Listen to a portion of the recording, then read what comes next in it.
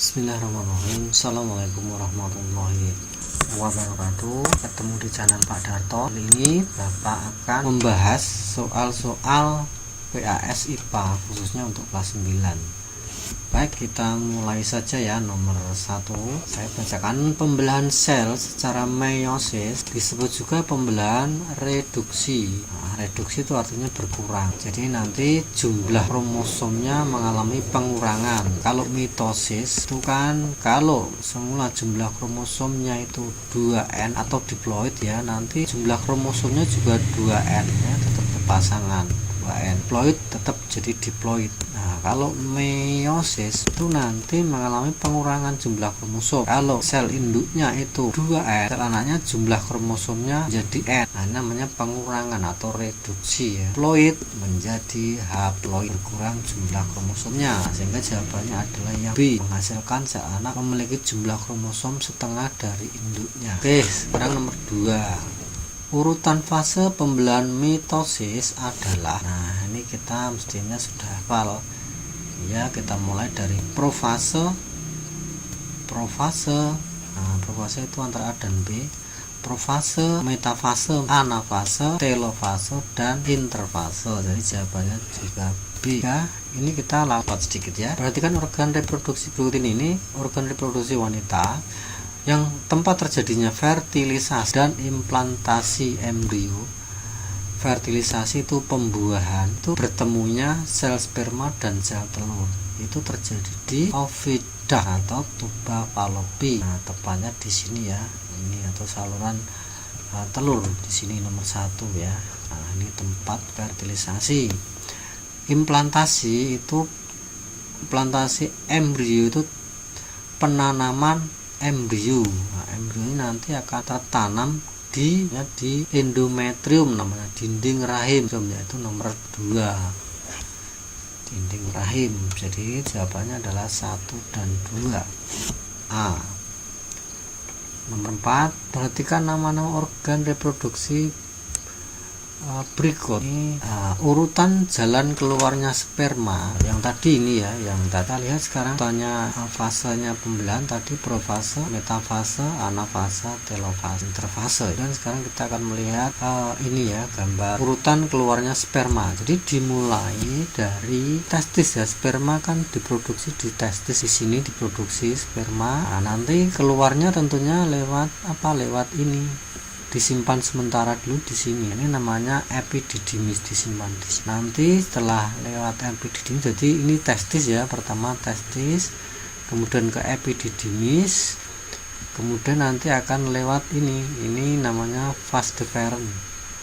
Vas deferens kemudian akan menuju ke ini namanya uretra. Nah, ini ya uretra. Jadi mulainya dari testis, kemudian epididymis, kemudian vas deferens, dan ke uretra. Jadi kita jawab yang tadi urutannya adalah nomor 1 dulu, ini testis, kemudian epididymis, kemudian vas deferens, dan uretra. Ya, jawabannya adalah 1256 C ya, 1256. Nomor 5, peristiwa pelepasan sel telur dari ovarium disebut deovulasi. Nomor 6, pada ovarium proses pertumbuhan folikel dipacu oleh, nah yang memacu adalah hormon FSH. FSH itu kan singkatan dari follicle stimulus hormone, hormon yang merangsang folikel ya. FSH disingkat follicle stimulus hormone. Jawabannya adalah B. Ini pernyataan yang salah, yang dicari yang pernyataan yang salah yang mana. Oogenesis dihasilkan satu ovum fungsional, betul ya. Spermatogenesis menghasilkan 4 sperma. Oogenesis terjadi di ovarium. Kalau spermatogenesis, bentukan sperma itu di testis, betul. Oogenesis dipengaruhi oleh hormon estrogen dan progesteron, betul. Kalau spermatogenesis dipengaruhi oleh hormon testosteron. Kemudian yang berarti jawabannya yang keempat, hasil meiosis 1 oosit primer, hasil meiosis 1 spermatosit sekunder. Nah ini yang keliru, harusnya ini juga sekunder ya, ini sama sekunder. Berarti ini jangan salah, berarti nomor 4 salah. Mau lebih jelasnya di sini kita lihat gambarnya tentang tadi ya. Ini tentang ini bahwa pada spermatogenesis itu menghasilkan 4. Ini ya, menghasilkan 4, 1 2 3 4. Nah, 4 sperma ya. Satu menghasilkan 4 sperma. Sedangkan pada oogenesis, nah ini satu menjadi menghasilkan 1 ini, karena yang ini mengalami degenerasi, ini juga hilang sehingga hanya menghasilkan 1 ovum. Oke ya, kita kembali lagi ke berikutnya, nomor 8.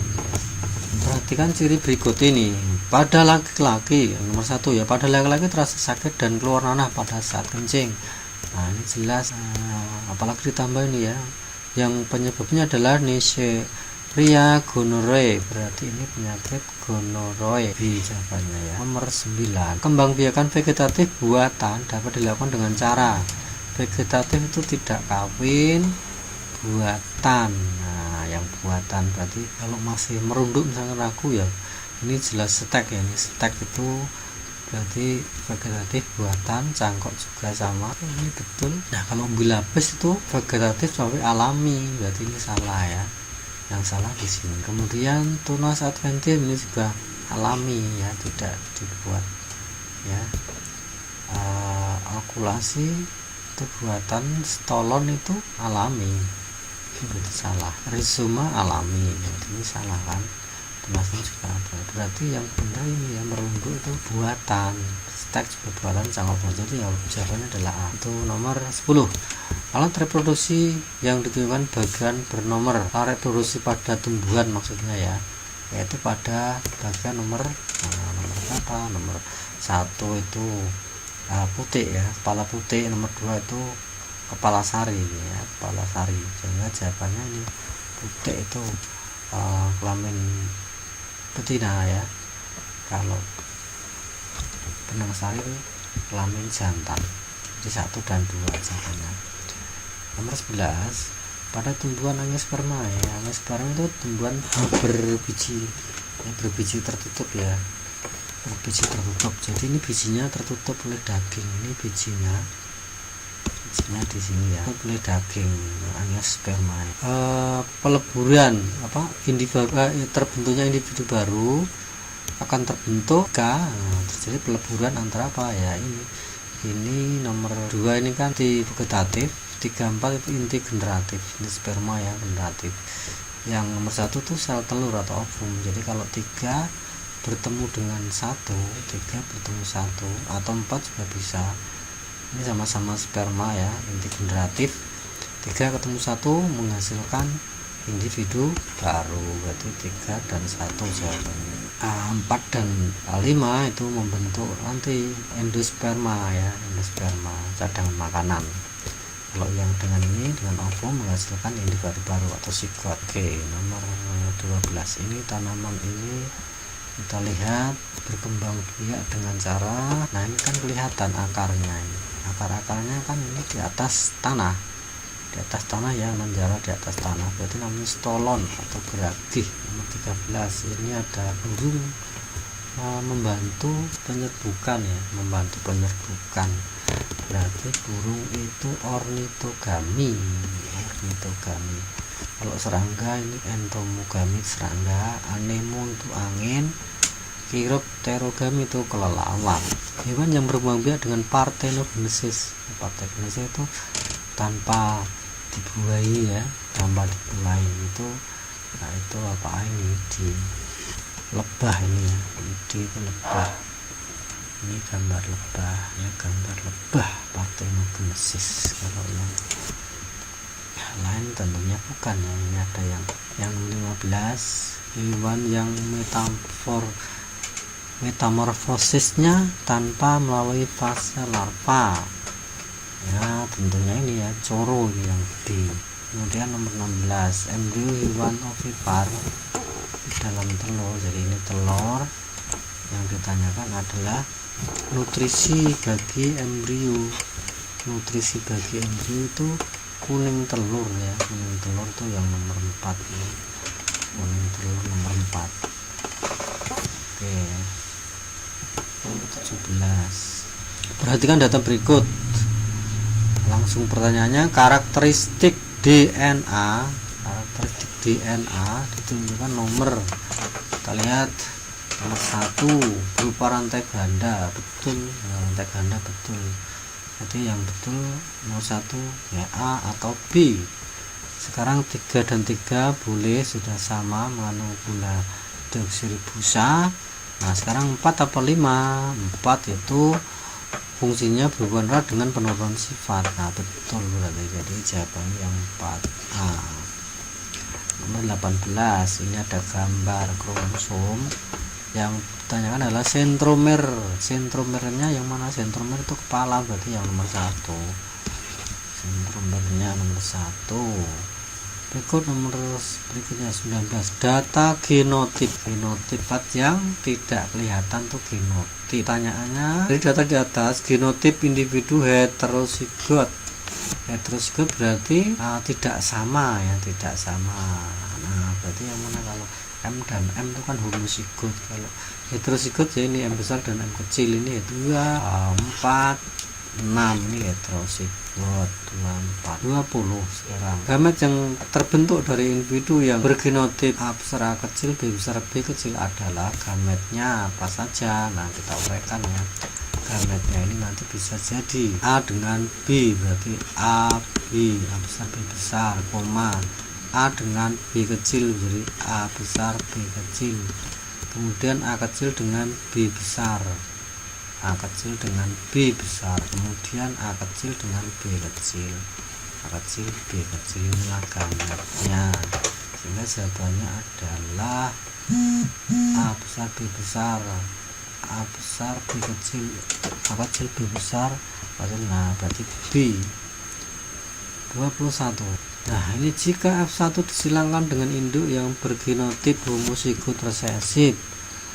Nah, jika F1 nya kan ini merah muda ya, kita silangkan coba. Merah muda M besar M kecil disilangkan dengan induknya yang homozigot resesif.